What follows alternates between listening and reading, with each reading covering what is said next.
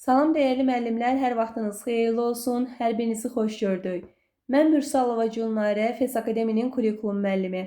Dəyərli müəllimlər, bugün yenidən sizə maraqlı bir mövzu izahını təqdim etmək istəyirəm. Mövzumuzun adı olacaq təlim üsulları. İş üsulları, iş formaları interaktiv dərsin əsas üstünlüklərindən biri sayılır. Gəlin etiraf edək ki, bugün müəllim şagird yönümlü təlimi təşkil etmək istəyirsə, bugün hər hansı bir müəllim dərsində 21-ci əsr bacarıqlarını formalaşdırmaq istəyirsə, mütləq təlim üsulları və təlim formaları ilə tanış olmalıdır. Mən bayaq qeyd etdim ki, interaktiv dərsin əsas üstünlüklərindən biri iş üsulları, iş formalarıdır. Müəllim təkcə iş üsulları, iş formaları haqqında məlumatlı olmamalıdır. Həmçinin bunu necə tətbiq etmək lazımdır? Hansı halda biz uğurlu nəticə əldə edə bilərik? Bunun haqqında da məlumatı olmalıdır. Mən etiraf etmək istəyirəm ki, iş üsulları bir çox müdavimin sevmədiyi bir bölmədir. Bunun da əsas səbəbi xırdaçılıq və yaxud da həcmcə biraz böyük olmasıdır. Amma siz mənim dediyim yoldan istifadə etsəniz, inanın ki, iş üsulları sizin üçün çox asan bir mövzuya çevriləcək. Sizə məsləhətim iş üsullarını müəyyən qayda və ardıcıllıqla öyrənməyinizdir. Yəni, bir dəfəlik yox da, 20 və yaxud da daha çox sayda yox da, 5-5 öyrənərək daha gözəl nəticə əldə edə bilərsiniz və bir də görəcəksiniz ki, artıq bütün iş üsulları haqqında sizin məlumatınız var. Əsas məsələ burada sizin iş üsullarının qaydalarını, tərifini əzbər bilmək yox. Əsas məsələ sizin burada verilən iş üsullarının mahiyyətini başa düşməyinizdir ki, gələcəkdə onu hər hansı bir situasiyada tətbiq edə bilərsiniz. Qeyd edim ki, iş üsulları haqqında bizim maraqlı sınavımız da olacaq. Bunun üçün həm Telegram kanalına, həm də bizim kurikulum WhatsApp kanalımıza mütləq şəkildə qoşulun müəllimlər. Yararlı məlumatlar, qızıl qaydalar və PDF-lərdən yararlanmaq istəyirsinizsə, kanala abunə olun. Həm Instagram kanalına, həm Telegram, həm də WhatsApp kanalına. Gəlin, vaxt itirmədən davam edək. Deməli, qeyd etdiyim kimi, bugün bizim dərsimiz iş üsulları ilk 5-likdir. Yəni 5 iş üsulunu izah edəcəm. Daha sonra qeyd etdiyim kimi Telegram kanalında sizinlə bu iş üsullarına aid maraqlı bir sınavımız olacaq. Təlimdə ən çox istifadə etdiyimiz iş üsullarından biri beyin həmləsidir. Bəzən sizə sual düşə bilər ki, müəllim bir iş üsulundan davamlı olaraq hər gün istifadə edə bilərmi?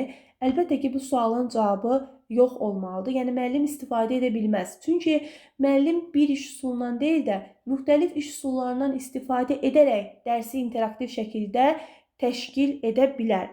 Beyin həmləsi və yaxud da bəzən biz buna əqli hücum da deyirik. Elə bir iş üsuludur ki, adətən biz bu iş üsulu ilə şagirddə tənqidi təfəkkürü, yaradıcı təfəkkürü formalaşdıra bilirik. Şagirdin yaradıcı ideyalar tapması, kreativ fikirlər tapması, öz fikirlərini mühakimə olunmadan irəli sürməsi beyin həmləsinə aiddir. Bəzən sertifikasiya müəllimlərinə qayda şəklində düşür. Kreativ ideyaların bir yerə toplanması və bölüşdürülməsi baxımından faydalıdır. Hansı iş üsuluna aiddir? O zaman siz cavab verə biləcəksiniz ki, bu beyin həmləsidir və yaxud da əqli hücumdur. Amma MİQ müəllimlərinə situasiya şəklində düşür. Məsələn, müəllim dərsin əvvəlində motivasiyada şagirdlərə sual verir. Tıxacın aradan qaldırılması üçün hansı yolları təklif edərdiniz?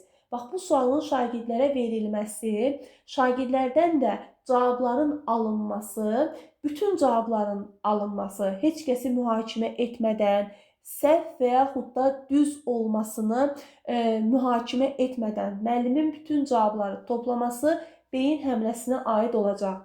Bəzən biz üstünlük kimi beyin həmləsində deyirik ki, bu iş üsulunun üstünlüyü ondadır ki, uşaqlar öz fikirlərini sərbəst şəkildə ifadə edirlər. Yəni, burada nə müəllim şagirdləri mühakimə edir, nə də şagirdlər bir-birlərinin fikirlərini mühakimə edir. Məsələn, bu nə deməkdir? Hər hansı bir şagird əgər səhv bir yol təklif edirsə, o zaman müəllim ona demir, sən səhv yol təklif edirsən və yaxud da icazə vermir ki, sinif yoldaşı həmin şagirdin fikrinə gülsün və yaxud da onun fikrini qəbul etməsin. Əsas məsələ müəllimin şagirddə özgüvən formalaşdırması və bu özgüvən sayəsində də şagirdin rahat şəkildə fikirlərini ifadə etməsidir. Biz əvvəllər beyin həmləsinin bir neçə növünü öyrənirdik. Əlifbalı beyin həmləsi, fərdi beyin həmləsi. Amma indi artıq tək elə beyin həmləsi və yaxud da əqli hücum şəklində belə deyək də ancaq məzmununa baxırıq. Yəni növlərini artıq öyrənmirik. Deməli siz beyin həmləsində nəyə diqqət edəcəksiniz? Bu iş üsulunda sizin açar sözünüz müəllimin şagirdləri mühakimə etmədən onların cavablarını toplaması, ikinci açar sözünüz şagirddə özgüvən formalaşdıracaq iş üsulu olması, üçüncü açar sözünüz şagirddə tənqidi və yaradıcı təfəkkürü formalaşdırmasıdır. Beyin həmləsi dərsin əvvəlində də aparıla bilər, öyrənmə fəaliyyətində də aparıla bilər, yəni dərsin istənilən mərhələsində aparıla bilər. Amma daha gözəl olardı ki, müəllim beyin həmləsindən dərsin əvvəlində və öyrənmə fəaliyyətində istifadə etsin. Bəzən tələbələrdən mənə ən çox bu sual gəlir. Hansı iş üsulu, hansı təlim forması ilə aparılır? Əziz müəllimlər, bəzi iş üsulları var ki, onlar konkret olaraq qrupla, konkret olaraq fərdi, konkret olaraq bütün siniflə aparılır. Biz onları dəqiq şəkildə qeyd edirik. Amma məsələn, beyin həmləsi fərdi də aparıla bilər. Düzdür, daha çox qrupla aparılır. Amma fərdi də aparıla bilər, cütlərlə də aparıla bilər, qrupla da aparıla bilər. Ona görə biz beyin həmləsinə deyə bilmərik ki, konkret qrupla aparılır, fərdi aparılır və yaxud da başqa iş forması ilə aparılır. Deməli, siz bugün əqli hücum barədə nə əldə etdiniz? Hansı məlumatı əldə etdik? Gəlin bir daha mənimlə bircə təkrarlayaq. Və yaxud da istəyirsinizsə videonu 1 saniyəlik, 2 saniyəlik dayandırın. Mənim bayaqdan dediklərimi təkrar edə bilərsiniz. Beyin həmləsi kreativ ideyaların bir yerə toplanması və həmin ideyaların bölüşdürülməsi deməkdir. Məsələn, bir daha deyirəm. Məsələn, müəllim şagirdə deyir ki, içməli su probleminin aradan qaldırılması üçün hansı təklifləri irəli sürərsiniz? Şagirdlərin dediyi bütün təklifləri müəllim toplayır. Uşaqları mühakimə etmədən, səhv düz deyə mühakimə olunmadan bütün fikirlər toplanır və sonda müəllim həmin fikirləri bir-bir izah edərək hansı fikrin daha səmərəli olduğunu şagirdlərə bildirir. Problem həll etmədə də istifadə edə bilərik. Daha sonra qərar qəbul etmədə də biz beyin həmləsindən istifadə edə bilərik. Davam edək. Növbəti iş üsulumuz daha çox ədəbiyyat və tarix müəllimlərinin istifadə etdiyi proqnozlaşdırmadır. Ümumiyyətlə müəllimlər, biz ibtidai sinifdən başlayaraq hər bir iş üsulunu şagirdlərdə formalaşdırmağa çalışmalıyıq və qeyd edim ki, əgər sizə kimsə sual versə ki, iş üsullarını biz nəyə əsasən müəyyən edirik? Təlimin məqsədinə. Təlimin məqsədini müəyyən edəndən sonra müəllim baxır, mən bu təlim məqsədini hansı iş üsulu ilə, hansı iş forması ilə həyata keçirsəm, mənim bugünkü işim daha uğurlu, bugünkü fəaliyyətim daha maraqlı və sistemli alınır. Deməli, müəllim iş üsulunu müəyyən etmək üçün birinci nəyə baxır? Təlim məqsədinə. İndi yalnız təlim məqsədinə baxır? Xeyr, burada artıq ikinci məsələ var. Şagirdlərin səviyyəsi, onların potensialı, sinifdəki dəstəkləyici mühit və yaxud da resurslar imkan verirmi ki, müəllim bugün seçdiyi iş üsulunu həyata keçirsin? Deməli, müəllim təlimin məqsədinə baxdıqdan sonra şagirdlərinə, sinifin xüsusiyyətinə, onların potensialına, intellektlərinə, maraqlarına uyğun iş üsulu götürməkdə diqqətdə saxlamalıdır. Eləcə də proqnozlaşdırma iş üsulu. İbtidai sinifdən başlayaraq yuxarı siniflərə qədər biz bu iş üsulundan istifadə edə bilərik. Şagirdin təxəyyülünü işə salmağa imkan verən iş üsuludur. Təxəyyül nədir müəllimlər? Sənin öz beyninin məhsulu, sənin düşüncənin məhsulu. Yəni sən bugün bir məsələni düşünürsən, o məsələ sənə aiddir. Onu davam etdirə bilirsənsə, onun haqqında fikir irəli sürə bilirsənsə, proqnozlaşdırma iş üsuluna aiddir. Məsələn, müəllim şagirdə bir hekayə oxutdurur və hekayəni yarıda saxlayaraq, hekayənin sonluğunun necə bitməsini şagirddən soruşa bilər. Baxın, bəzən proqnozlaşdırma məntiqi təfəkkürə də aid ola bilər. bəzən yaradıcı təfəkkürə də aid ola bilər. Gəlin indi bunları mən sizə izah edim. Mən şagirdə bir mətn oxutdururam. Birinci abzas bitəndən sonra şagirdə deyirəm ki, ikinci abzasda nə baş verə bilər? Bu artıq o deməkdir ki, birinci abzasdan şagird başa düşdüyün bir hissədən yola çıxaraq ikinci hissədə nə baş verdiyini dilə gətirməlidir. Yəni o mənə kitabdan başqa yazılan bir məsələ haqqında danışa bilməz. Kitabda nə varsa onu danışmalıdır. Bu məntiqi təfəkkürdür. Amma bir də var ki, mən şagirdə deyirəm ki, mətndə birinci abzasdan sonra ikinci abzasın necə davam etməsini istəyərdin? Artıq burada mən şagirdin fikrini soruşuram. Onun öz məhsulunu, düşüncəsini ortaya qoymasını istəyirəm. Bu artıq olacaq proqnozlaşdırma və yaradıcı təfəkkür. Bu məsələlərdə biraz diqqətli olun. Bəzən imtahanda bu tipli suallar sizin qarşınıza çıxa bilər. Deməli, davam edirəm. Proqnozlaşdırma adətən tarix, ədəbiyyat və s. dərslərdə istifadə oluna bilər. Şagirdin hər hansı bir məsələ barədə öz təxminlərini yürütməsi və yaxud da məsələnin sonluğu, məsələnin necə olması, hadisənin necə olması haqqında öz fikirlərini irəli sürməsi proqnozlaşdırma iş üsuluna aiddir. Davam edirəm müəllimlər. Sokrat dialoqu. Sokrat dialoqu tez-tez imtahana düşən iş üsullarından biridir. Adətən məntiqi riyazi intellekti güclü olan şagirdlərlə biz bu iş üsulunu aparırıq. Nəyə görə məntiqi riyazi intellekt deyirik? İntellektin bir neçə növü var. Gardner nəzəriyyəsində inşallah öyrənəcəksiniz. Məhz məntiqi riyazi intellekti olan şagirdlərdə əsaslandırma bacarığı, arqument gətirmək bacarığı, məsələni təhlil etmək bacarığı formalaşır. Məsələn, biz məntiqi riyazi intellekti iş üsuluna debatda da görəcəyik. Yəni, həm debat, həm Sokrat dialoqu məntiqi riyazi intellektə uyğun gəlir. Bunu da yadda saxlayın. 2022-ci ildə qəbula düşmüşdü bu sual. Deməli, müəllimlər, Sokrat dialoqunda müəllim elə bir mövzu seçməlidir ki, həmin mövzuda müzakirə olunan məsələ çox olsun. Məsələn, mən debatda bir məsələni qoyuram və həmin məsələ barədə bir qrup öz fikrini irəli sürür, leyhinə olan. Bir qrup isə əleyhinə olan fikir irəli sürür. Burada isə məsələ başqadır. Burada mən bir mövzunu qoyuram. Həmin mövzunun daxilində problemləri də ortaya qoyuram. Yəni, bir problem yox da, bir neçə problemi ortaya qoyuram. Müəllimdən tələb olunan bu iş üsulunda əsas diqqət elə bir mətn seçməlidir ki, həmin mətndə interpretasiya üçün çoxlu suallar olmalıdır. Sokrat dialoqunun müəyyən qaydaları var. Yəni, müəyyən qaydalar, müəyyən şərtlər əsasında aparılmalıdır. Burada bütün şagirdlər iştirakını müəllim təmin etməlidir. Bütün şagirdlərin iştirakını.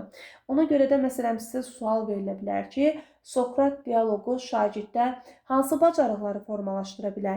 Dinləmə mədəniyyətidir, qarşılıqlı hörmətdir, əməkdaşlıqdır, baxın bunlar mütləqdir. Məsələn, sual vermək bacarığı. Bəzən müəllimlər düşünür ki, Sokrat dialoqu müzakirə üsuludursa, nəyə görə orada sual vermək bacarığı var? Axı, bayaq mən qeyd etdim, dedim, elə bir mətn seçirlər ki, orada bir neçə suallar üzə çıxsın. Deməli, sual vermək bacarığı Sokrat dialoqunda da öz əksini tapır. Məsələn, ola bilər Bibö və Sokrat dialoqunun ortaq cəhətini istəsin sizdən. Bibödə də sual vermək bacarığı var, Sokrat dialoqunda da sual vermək bacarığı var və bu hər ikisinin ortaq cəhətidir. Deməli, davam edirəm. Venn diaqramı ilə. Venn diaqramı sadə üsullardan biridir. Sertifikasiya müəllimlərinin qarşısına daha çox çıxa bilər. Əsasən biz iki əşya, iki hadisə, iki şəxsi müqayisə ediriksə, müqayisə etdikdə həm onların oxşar, həm fərqli cəhətlərini tapa biliriksə, bu Venn diaqramının xüsusiyyətinə aiddir.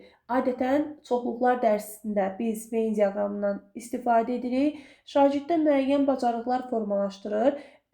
Bəzən müəllimlər elə düşünür ki, Venn diaqramı asan bir iş üsuludur. Hər kəs bunu bacara bilər, amma elə deyil. Venn diaqramı biraz şagirddən təhlil etmək bacarığı tələb edir. Çünki şagird mətni elə təhlil etməlidir ki, orada həm də ortaq xüsusiyyətləri tapmalıdır, həm də fərqli xüsusiyyətləri tapmalıdır. Yəni bir yox, bir neçə iş görməlidir. Yəni elə suallar da bizim qarşımıza çıxır. Ona görə Venn diaqramında biz deyirik ki, təhlil etməyə bacarığı var, əsaslandırmaq bacarığı var, müqayisə etmək bacarığı şagirddə formalaşa bilir.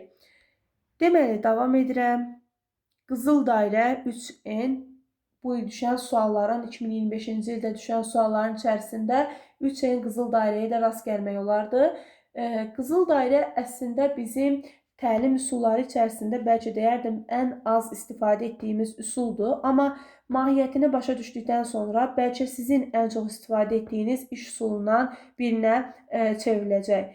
Deməli, qızıl dairənin yaradıcısı Simon Sinek olub. O həmişə düşünüb ki, və təhsillə bir bağı olmayan bir insandır. Marketinq işi ilə məşğul olub. Düşünüb ki, nəyə görə insanlar birinci niyə sualını deyil də, qələmi götürüm, niyə sualını deyil də, nə sualından başlayaraq düşünməyə başlayırlar. Axı biz birinci gördüyümüz işin niyəsini bilməliyik.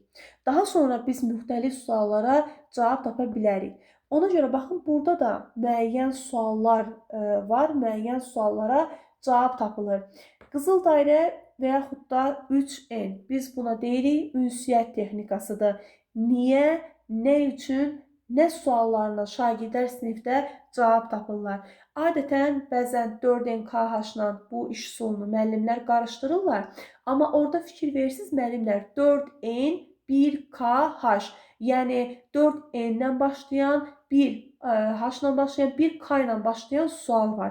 Burada isə 3N-dir. Yəni 3N hərfi ilə başlayan sual var. Yəni fərqi budur. Ola bilər sizə heç qayda şəklində verilməsin.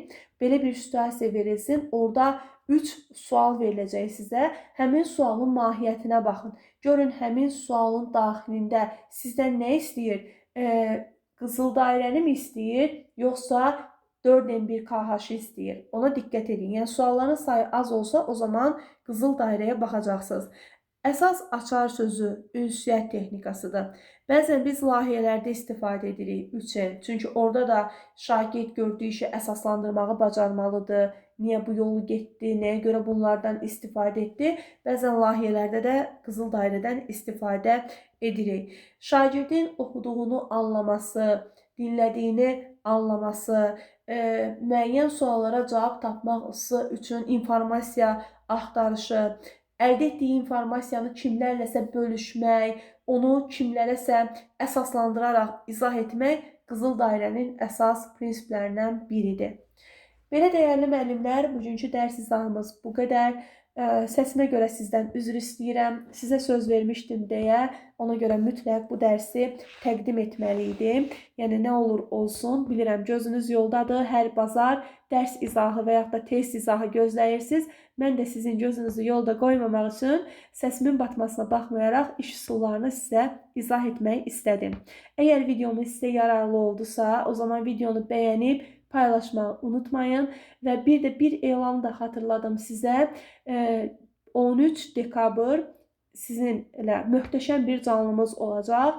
Və bu canlımız, belə deyək, tədris ilində, yəni 2025-ci ildə öyrəndiklərimizin və yeni tədris il 2026-cı ildə, yeni ildə hansı biliklərlə biz daha çox önəm verməliyik, hansı suallara biz daha çox üzərində işləməliyik, möhtəşəm bir canlımız olacaq. Sual sayımız yetərincə çoxdur. Canlı hər kəs üçün açıq olacaq. İndidən zəhmət olmasa, Instagramda paylaşdığımız postların altında rəylərinizi, üstəcəllərinizi qeyd edin ki, canlının linkini və PDF-ləri sizə göndərə bilək. Hər kəsi 13 dekabr canlıda gözləyəcəm. Sağ olun, görüşərik.